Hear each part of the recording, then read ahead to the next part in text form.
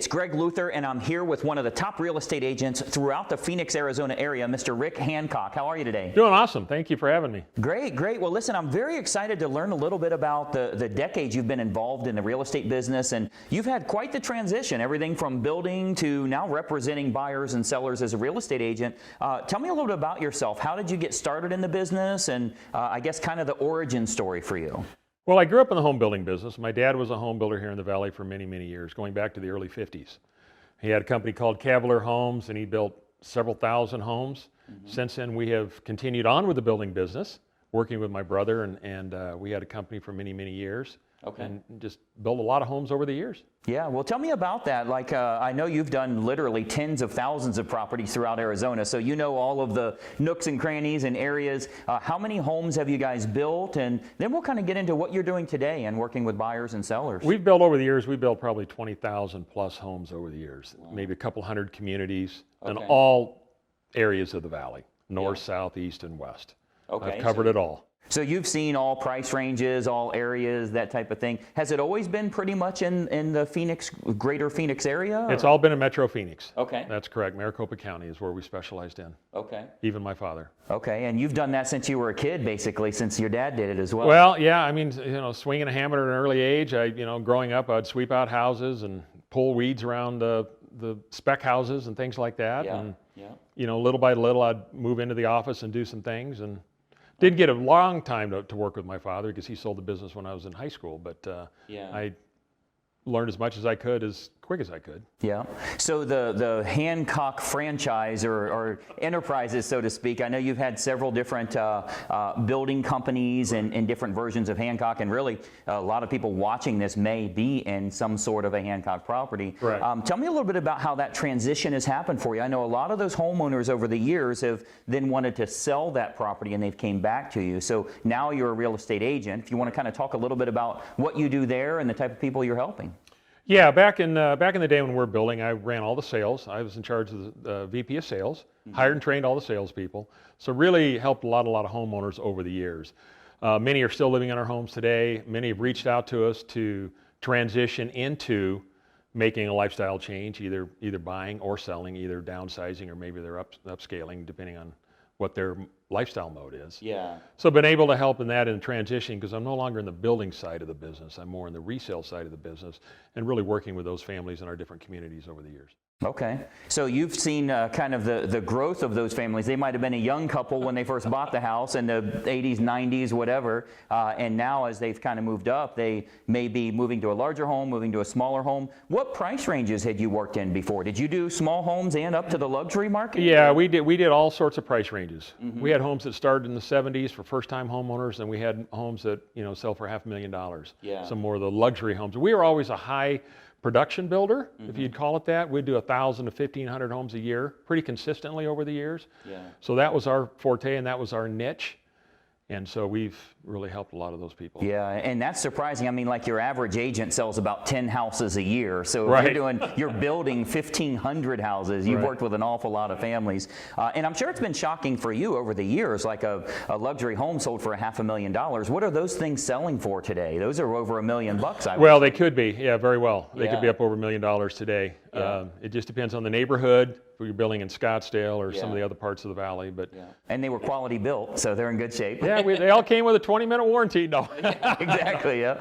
Yeah. Well, very good. So, you know, the folks you're working with now, they might be selling their home and moving somewhere else, or just moving to a larger or smaller home. What is it you're doing now as a real estate agent that makes you stand out? Because, of course, for Phoenix, Arizona, there's thousands of agents. Why should someone work with you? I mean, it's a big benefit if you built the house, first of all, and of over 20,000 builds that you guys have had, there's a good chance you might have had something to do with that house. But why should someone choose you as a real estate agent? What are some of the advantages for them? Well, one of the things I've noticed in recent years is the market has changed. I mean, the internet has really changed the way we do business in all businesses, especially in the real estate business. I mean, homeowners and sellers are able to now go online and do their own research.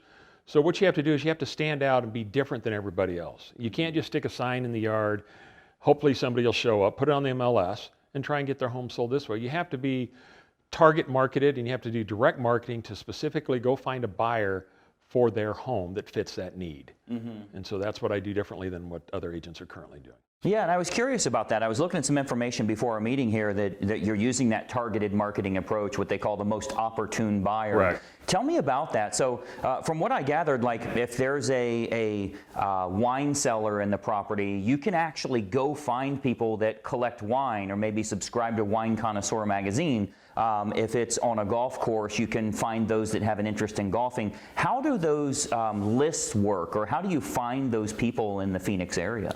Well, what we use is our mailing list brokers, and you can go online and you can be as specific as you need to be depending on the home that you're trying to sell, or somebody looking to buy. And then what you can do is you can input that information to specifically advertise to that particular client that's looking for that home. Okay, so you can get email address or phone number or mailing address or Facebook page or whatever. Exactly. It's more of a laser guided approach than it is more of a shotgun approach that we've done in the past. So it's a little different, more specific. And I think that's where a lot of agents kind of struggle, because I've met with an awful lot of real estate agents, and you know, I'm with a big company, or we have a Sunday television show or something like that, and it is that shotgun approach, you know, hoping that we're getting it out to enough people, whereas you're much better off to find that perfect group of people and only market to them. You know, in this day and age, it's certainly changed a lot that people can work from home. So if the property has an office area, or, you know, we can go after small business owners or somebody that works from home, targeting them, you're really selling that property for the most opportune use of the home, the highest and best use. So they potentially would pay more, right? Yes. Okay. Yeah, I mean, the methods have changed so much. I mean, it's no longer putting homes in magazines. I mean, you can, but people do all their research online. Yeah. Over 95% of the people start online doing their research. So to go and spend a lot of money to put money in a magazine and do something online just really doesn't make a whole lot of sense. Yeah. So you have to change up with what you're doing today to adapt to the current market. And that's where I'm different than everyone else, and going after those buyers to help them specifically find a buyer for their needs, or seller. Okay, very good. Well, tell me a little bit about kind of the markets that you've worked in. Obviously, doing it over 30, 40 years, you've worked really everywhere throughout Phoenix, Arizona area. What are some of the cities you've worked? Where do you like to work the most? And I know you travel a little bit, as any salesperson would do. We travel around. But tell me a little bit about kind of the areas you have worked and like to work. Okay, we've worked in all parts of the valley. You know, currently we live up in North Scottsdale, so I've got a kindling spirit to the North Scottsdale area, because that's where we live, and that's been our home for the last 20 years. But we've worked out in the West Valley, we worked out in Avondale, Litchfield, Buckeye. We've worked all in the Southeast Valley, in Gilbert and Mesa and Chandler, Tempe. As far down south as Queen Creek in the Santan Valley area. Of course, up here in North Scottsdale, we built up here in North Scottsdale. And really, just about every part of the valley I've been to. Wow. I ran all the sales back in the day, so it wasn't uncommon for me to put a couple hundred miles in my car on a daily basis. Wow. Reaching out to everything. So I will work all niches of the valley. Because I'm familiar with the areas. And so if that's where I need to go, that's where I'll go. Okay, so tell me about yourself today. Like, you're no longer building, working more in that residential resale side. So I know you take a lot of pride in being able to help the homeowners to get superior results. You know, I know when we were talking before the meeting here today, you've kind of considered it like you semi-retired because you're not building 1,500 houses in a year. So you know, that's an awful lot. 3 or 4 homes done every day is huge. But you know, it's kind of a semi-retirement for you, but you are a full-time real estate agent and are certainly getting some pretty significant results for your homeowners. So tell me a little bit about who you are today and why you love doing what you're doing. Well, decades of being in the business and being semi-retired, I've just seen the changes that are taking place in the marketplace, and I really want to get back to the mode of where we were back in the day. Okay. And so with this direct marketing approach, it gives me a whole different leash on life, if you want to say. It gives me excitement to get back in there, because I know that I can go back into the niches and do things differently than what other realtors aren't doing. Much the same mindset that we had when we were in the building business. It's just a different direction. Yeah. And I know some of the stuff that I read about you online, like it makes perfect sense. I've always heard before, if you want to learn how to do something, you should teach it. And you were a sales trainer for a lot of the people in the build industry. So, you know, you were working with them to say, hey, when a home buyer comes into our model, this is what you need to do, or you need to, you know, change it up this way to keep them comfortable, to make sure it's a good purchase for them. So not only are you good at sales, but you've trained people at that. So someone that's looking to sell their property has a true trained sales professional that can do a good job. When a buyer's interested in their home, you can kind of, you know, make them feel comfortable, make sure it's a good investment for them, and they, you know, obviously want to look at this home in lieu of all others. Maybe you can make that home stand out a little better based on those sales skills and relationship skills. Yeah, I would say because of my years of experience in the business, my dad always told me sales is where it's at. Learn to sell. I mean, everybody's buying or selling something, some kind of product or service today. And just get really, really good at that. So I started off in the sales aspect of the business. I transitioned out of sales into the construction side of the business before I went back into sales, because I really wanted to understand the components of building a home. That's helped me tremendously. And then I went into management. And so I was able to share those lessons that I've learned over the years with the salespeople. So now as I transition into this aspect of the business, I mean, the minute I walk through the threshold of the front door, I understand my purpose and why I'm there. And I have a thorough knowledge and understanding not only of the sales cycle of the business, but equally as important, the construction side of the business, because I was heavily involved in the home building side of the business with construction and sales and finance and all aspects of the business. That's really helped me transition into this aspect of it as well. And that certainly helps a lot, you know, in lieu of like hiring a real estate agent that's 25 or 30 years old and doesn't really have good communication skills. You know, I mean, it's all digital and text and that type of thing now. You've always been more in that relationship type scenario with your prospects and your clients, which makes a big, big difference. So if someone were coming into my home, I want to have a real estate agent that knows how to connect with them and knows how to make them feel comfortable that this is the place they need to be. So, you know, that's probably part of the reason you're getting such superior results for those clients. Exactly. I've always had an open book policy and an open door policy with the salespeople. It says I want to be transparent. I need to know what's going on. So they were taught as they worked for me, this is what needs to be done. You need to be my eyes and ears when you're out in the community. You're there. You're the first line of contact that a home buyer has when they come into the community. So I've always had that mindset. And so I've transitioned that into the resale side of the business. And you have to be a good listener. You have to understand why you're there, what are they looking to do with their home, and how you can help facilitate that buy or sell for their home.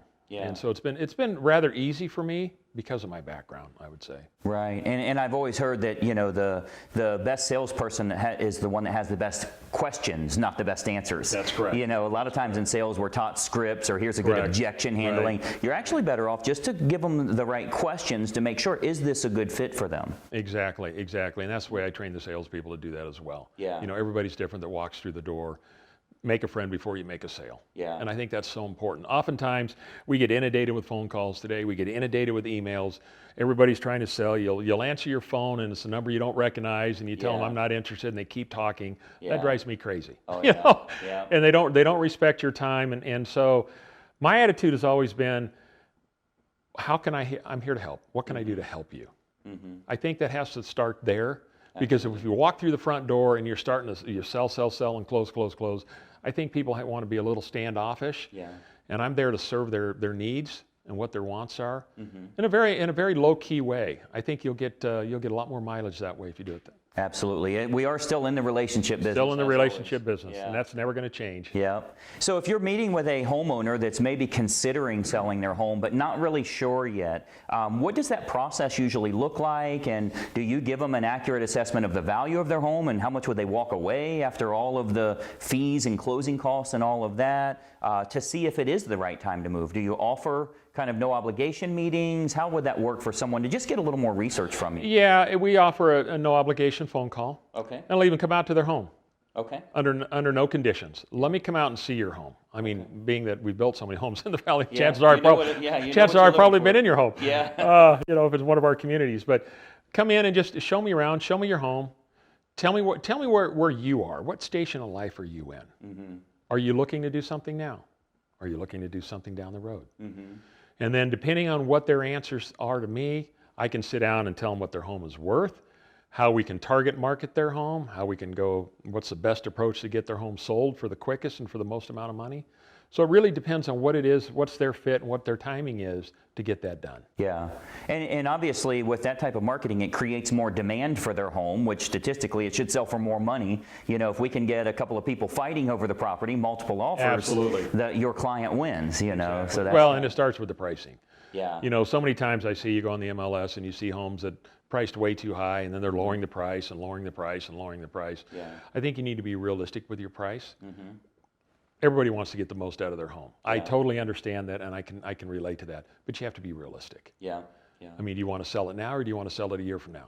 And if you get enough people interested, it'll sell for more than what you anticipated. Exactly. You know, if you see a '69 Mustang on eBay, it might start at $1. We Right. know it's not going to sell Exactly. at that. Right. But if we can get them arguing over it, you know, I've always found the most aggressive marketing agents, they will price the home fair but aggressively, and they don't even consider it an asking price. They consider it a starting price. Correct. Right? We're starting here, and if we can get enough people fighting over it, it'll go up in price. So much Exactly. different concept that way. Yeah, and that's much more efficient. Yeah. And it's very effective. Absolutely. Than starting too high, and you might get 1 or 2 calls, or might not get any calls at all, and then you have to go back. Then you have to go back to the seller and say, you know what, we priced your home too high, it wasn't realistic, and we need to make some adjustments. Yeah, you're kind of shooting. I'd rather yourself work in it the up than foot. work it down. Yeah, absolutely. Very good. Well, let me ask you, how can someone reach out to you, and who are you working with mostly? Are you working with home buyers, home sellers? You know, tell me a little bit about that and how they can reach you as well. Work with a lot of sellers. Okay. Also working with buyers as well. So I'd be more than happy to work on both sides. And to get a hold of me, they can, I'm with eXp Realty. They can call 602-717-3705. My email is rick.hancock@exprealty.com. Very good. Well, thanks so much for spending some time with us here today and learning a little bit about your target marketing approach. Well, I appreciate your time. Thank you as well. All right, thanks.